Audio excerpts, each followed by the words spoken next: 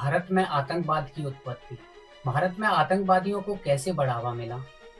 क्यों इतने आज आतंकवादी भारत में बढ़ गए हैं कि कहीं पर दंगे हो रहे हैं, कहीं पर नारियों का शोषण हो रहा है, कहीं पर लव-जिहाद हो रहा है, तो कहीं पर यह देश के लीडरों के साथ भारत में रहकर पाकिस्तान के नारे लग रहे हैं।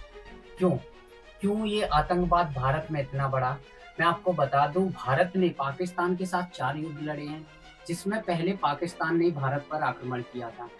जब किसी देश की सरकार को 4-4 युद्ध लड़ने के बाद विदेश नीति समझ में ना आए, जब किसी सरकार को विदेश की नीतियां समझ में ना आए, सिर्फ अपने देश की सत्ता पर ही ध्यान रहे, तब उस देश में आतंकवाद का उद्गम होता है। आज भारत में आतंकवाद बढ़ा है, कई अटैक हुए हैं, कई हमले हुए हैं, कई लोग मारे गए, तो कई जवान भी शहीद हुए। ये सिर्फ एक सरकार की वजह से, कांग्रेस सरकार। क्या कांग्रेस सरकार को सन 1947 से 1965 के युद्ध तक समझ में नहीं आया कि पाकिस्तान के इरादे क्या हैं? 1971 के युद्ध के बाद समझ में नहीं आया कि पाकिस्तान के इरादे क्या हैं? यहाँ तक कि 1999 के युद्ध के बाद समझ में नहीं आया कि पाकिस्तान के इरादे क्या हैं?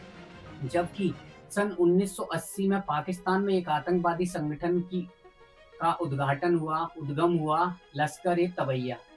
लश्कर-ए-तैयबा का उद्देश्य सिर्फ यह था कि भारत का एक राज्य जम्मू कश्मीर को पाकिस्तान में मिलाना है।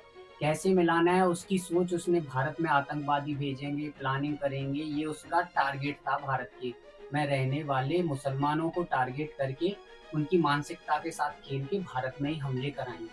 और सन 2001 में जैसे मोहम्मद नाम का आतंकवादी संगठन जब पाकिस्तान में सक्रिय हुआ, तब भी पाकिस्तान में जब इतने आतंकवादी संगठन बन रहे थे, तब भी भारत की विदेश नीति में कांग्रेस सरकार का कुछ योगदान नहीं हुआ। कांग्रेस सरकार को समझ में नहीं आया कि भारत में विदेश नीति का क्या मतलब जा रहा है और उनकी सोच कहाँ पे जा रही है। उन्होंने सिर्फ ध्यान दिया तो भारत में एक मजहब पर और उसके प्रति विशेष लगाव रखा। मैं बता दूं, जब 4 बार युद्ध हुआ भारत में और उन्हें पाकिस्तान के इरादे समझ में नहीं आए, तब भारत में हुआ आतंकवाद का उद्गम। भारत में दिया गया आतंकवाद को बढ़ावा। अगर वह विदेश नीति पर ध्यान देती, तो पाकिस्तान से आए हुए मुसलमानों पर नागरिकता का प्रावधान नहीं रखती। 1980 के दशक में पाकिस्तान से कई मुसलमान भारत में आए। 1990 के दशक में भी पाकिस्तान से कई मुसलमान भारत में आए और उन्हें नागरिकता दी गई। क्यों नहीं लगाया गया उन पर प्रतिबंध? माना कि भारत में कुछ अल्पसंख्यक मुसलमान थे उस वक्त और कुछ पाकिस्तान में भी अल्पसंख्यक हिंदू, सिख, ईसाई थे, लेकिन सिख, ईसाई ना आने की बजाय मुसलमान क्यों भारत में आ रहे थे पाकिस्तान? उन पर क्यों नहीं विचार किया गया और क्यों उन्हें नागरिकता दी गई? क्यों उन आतंकवादियों के भेजे हुए हम चाल में और उनकी मानसिकता का शिकार हो गए?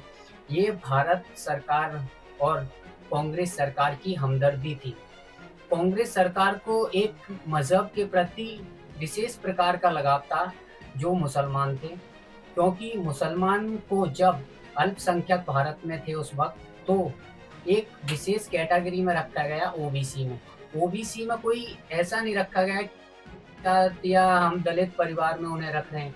ये भी एक हमदर्दी थी, क्योंकि ओबीसी में 30% का आरक्षण था। अगर हमें आर्मी की टेस्ट देना है, बिहार एसएससी या अन्य कोई सरकारी की टेस्ट निकालनी है, तो उनमें हमें 100 में से 100 नंबर लाने होंगे। जितने से लिस्ट उठती थी ना, उतनी 70 से लिस्ट गई तो हमें 70 ही नंबर लाने रहेंगे जनरल कैटेगरी की। वहीं एसटी और एससी को 7 से 9% की छूट लगभग। और वहीं ओबीसी को 30% की छूट भारत के संविधान द्वारा निर्धारित की गई। तो जब कांग्रेस सरकार को मुसलमानों के प्रति, एक मजहब के प्रति ज्यादा लगाव होने के कारण उन्होंने उस मजहब के लोगों को ओबीसी कैटेगरी में डाला, जिससे कि वह 30% आरक्षण के दायरे में आ सके। उन्हें भी 30% का आरक्षण मिले और वो भी कानून और देश के सरकारी सुविधा का लाभ ले सके। लेकिन क्या पाकिस्तान में ऐसा कोई प्रावधान था? क्या बांग्लादेश में ऐसा कोई प्रावधान था? बांग्लादेश में 1971 में जब भारत ने समर्थन दिया, तब बांग्लादेश आजाद हुआ। पूर्वी पाकिस्तान था, बांग्लादेश बन गया था 1971 में। लेकिन आज वहाँ पे हिंदुओं पर अत्याचार हो रहे हैं। सिखों पर अत्याचार हो रहे हैं, ईसाइयों पर अत्याचार हो रहे हैं। कर कौन रहा है? सिर्फ एक मजहब, मुसलमान। पाकिस्तान में भी हिंदुओं पर अत्याचार हो रहे हैं। कर कौन रहा है? बहुसंख्यक जो है मुसलमान, वहीं के अत्याचार कर रहे हैं। लेकिन क्या भारत में इतना विशेष प्रकार का कांग्रेस को लगाव क्यों, एक मजहब के प्रति? ये सवाल क्यों नहीं आया?